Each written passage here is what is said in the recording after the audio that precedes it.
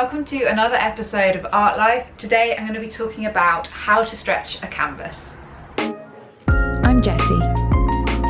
I've been a full-time artist for 10 years and thought it about time I start sharing my painting techniques and adventures. Subscribe to join me every week for a window into my art life. So stretching a canvas well is step one of a good painting practice. You don't want to put yourself on the back foot with a bad canvas when you're painting, because down the line it makes your life so much harder. So stretching it well, like we'll show you today, is one of the ways you can help your practice be as good as it can be. So before we get started, I just want to say that there's many different types of surface you can paint on. It's all about preserving your painting so the canvas doesn't rot and deteriorate over time. So I use a ready primed linen and I've used it for years. It's just now become habit. I love it so much. But you can also get Hessian, dupe, cotton duck. With unprimed canvases, I would suggest getting a rabbit skin glue if you're into the traditional methods, or a underlayer to kind of prime the base of the canvas. There's acrylic gessos, which is a very common one. Acrylic gesso there, which is great for priming canvas. You just do a few layers of that, or acrylic gesso. If you are interested in me talking a little bit more about this, let us know in the comments below, and I'm sure that's a video we can make in the future. Now, originally it was a tightly woven hemp, which is where the word canvas comes from. It's a Latin derivative of the word cannabis, not the good kind. So Venetian painters at this time were particularly interested in using canvas because so far for them, frescoes and wooden panels had been warping, and the damp, humid environment in Venice had been deteriorating painting. So it meant that they could make big work, and they could make work which they could roll up, and work which would survive the Venetian environment. Also, they had a lot of canvas readily available because of their naval fleet. There were several other advantages in history to moving from wooden panels to canvas because of the size of canvas that artists could start to work on, and the fact that their portability was amazing. You could just roll them up and take them anywhere. So you start to see at this time more maneuverability of canvases going from different places across Europe. So soon the Spanish started to follow the Italian example, and we see this so clearly with the iconic painting that Diego Velázquez painted in 1657 called Las Meninas, which is the ladies in waiting in English. And it's a portrait with a huge canvas on the left side of the painting of the royal family. And Velázquez using the canvas in this way shows that the canvas had the royal seal of approval, and it had arrived now in Europe. Another Renaissance example of a painting of a canvas we see in history is the hilarious Sofonisba Anguissola in her painting Bernardino Campi, painting the portrait of Sofonisba Anguissola, painted by Sofonisba Anguissola. So this is actually a depiction of a painting within a painting, and we can see that from the canvas. And it shows her hilarious sense of humour, and she was one of the most interesting artists in the Renaissance. Only now we're starting to learn more about her. She was one of the few female artists depicted in one of the first art history records ever of an art historian, Giorgio Vasari, The Lives of the Artists, which is also called The Lives of the Most Excellent Painters, Sculptors and Architects. Mouthful. And she's depicted in there, so she's a really relevant artist to talk about. So her depiction of the canvas in the painting is something that's really worth looking at.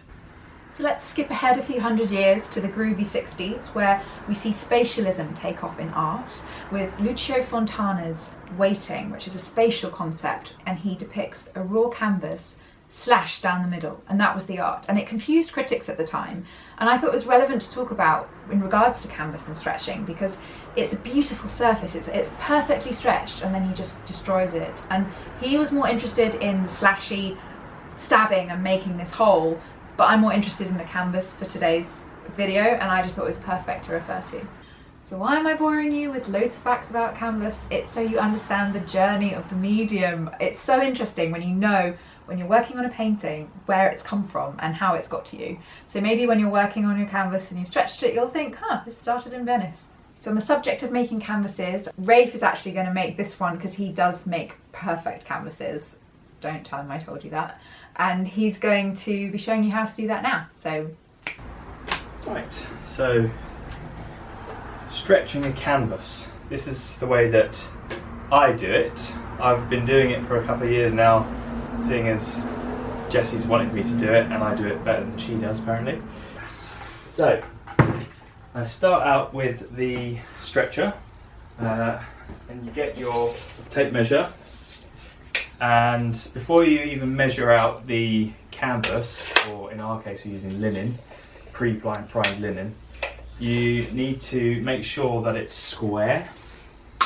So you go from corner to corner, there to there, 77, and then go all the way along. So 152, 152, and then in the middle as well, because sometimes these stretcher bars in the middle can be slightly longer or slightly shorter, so you want to make sure that it's the same all the way around. That's 91 there, 91, 91, so we're good to go. So next stage is to measure out how much canvas you're going to need. Now what I generally tend to do is I measure the width, which is 152 centimetres, and then I measure from the edge around to where I want my canvas to end. So that is, give or take, about 10 centimetres extra. So we'll give it another 2 centimetres just to play with. 115 by 176. So now we have to cut the canvas. Measure out the cut canvas. Jessie, tell us what this is. This is primed linen. This is from Cornelison's, who I love. They also supply the canvas from Russell and Chapel as well. So they are my favourite brand of linen.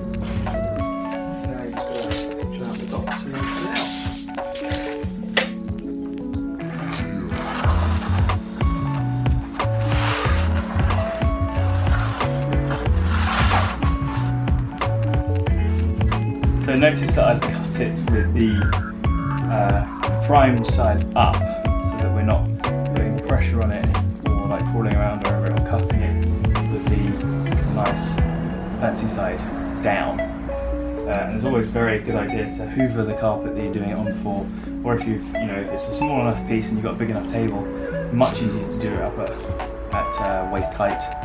But yeah, now it's cut. We'll move on to stretching.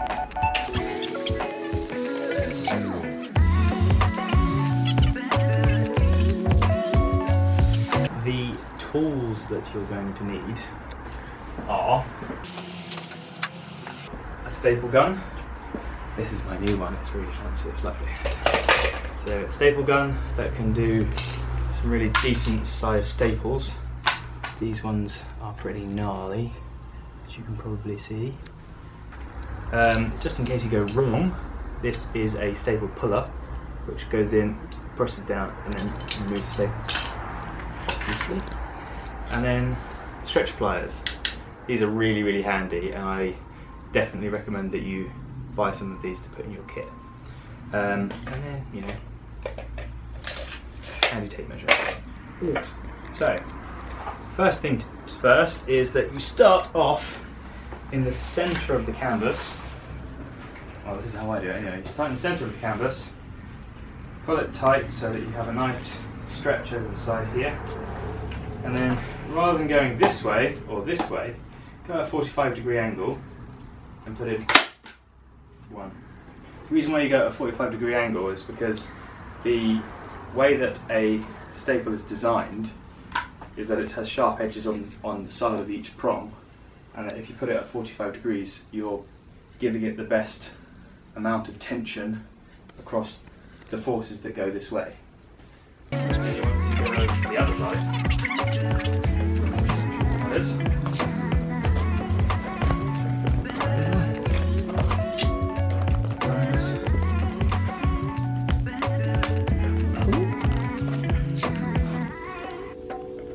45-degree angle and clock. So there you go. Nice and tight. Now we go to the other ends. This side, same as before. Pull it nice and tight with the thumbs. In the middle.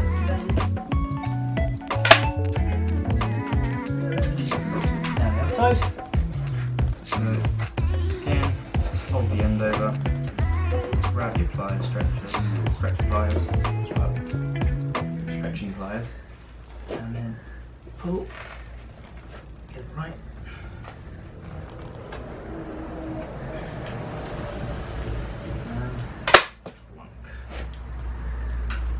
Okay, 4 corners done. Now you've got to keep going round and round and around. Keep the tension tight, not too tight, but tight enough. The thing about this particular canvas is because it's already been primed, it's quite rigid. Like there isn't a lot of movement with it. There's not a lot of give, so you don't really need to like pull really tight. It gets to a certain point and you feel like you don't need to pull it anymore, and that should give you a nice even taut tension throughout the whole canvas. So, without further ado, I'll carry on going round.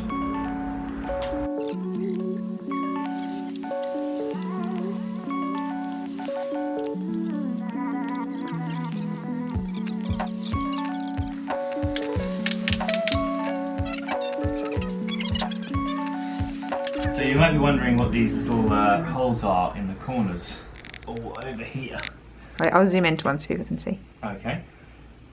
And they are actually for these little chocks here, which if you're, over time, if your canvas is, or your linen starts to sag or is a little bit loose, you stick these in the corners and knock them in, and it moves the stretchable bars apart in all different directions to strengthen and stretch the canvas. So then you have a taut, lovely canvas.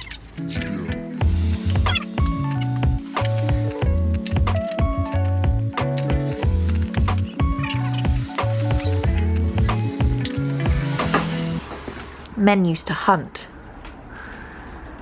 What do you mean men used to hunt? Now it's like, man, make canvas. Oh, whatever women want. They hunt. So one of the things that you have to ask yourself when you are stretching a canvas is it going to be portrait or landscape? If it's going to be portrait or if it's going to be landscape depends on where you do your folds on your corners. For example, if it's portrait, which means that it's a long way around, you want your edges of your canvas. So if you do this for you want the edges to be on the top and on the bottom, rather than being on the side where you can see them, because you only ever see the side of a canvas. You never see the top or the bottom of a canvas, or very rarely anyway. So Jessie, is this going to be a portrait or a landscape painting? Oh, that's so much pressure. I'd say landscape.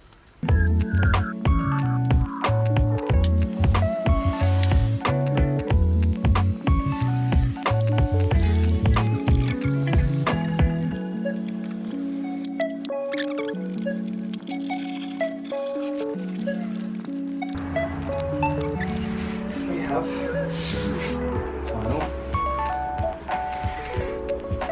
stretched canvas. If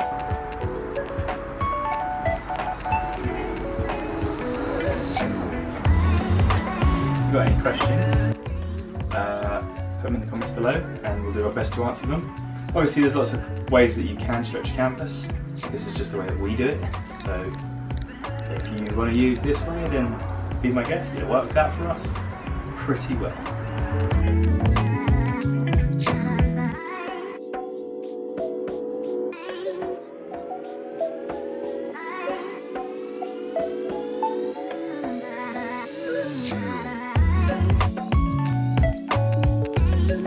Thanks for watching Art Life. I hope you enjoyed the video about how to stretch a canvas.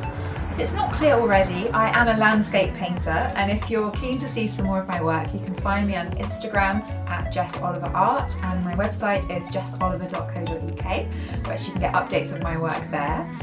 So please like and subscribe this channel. We've got another video coming next week on Monday, so please look out for that.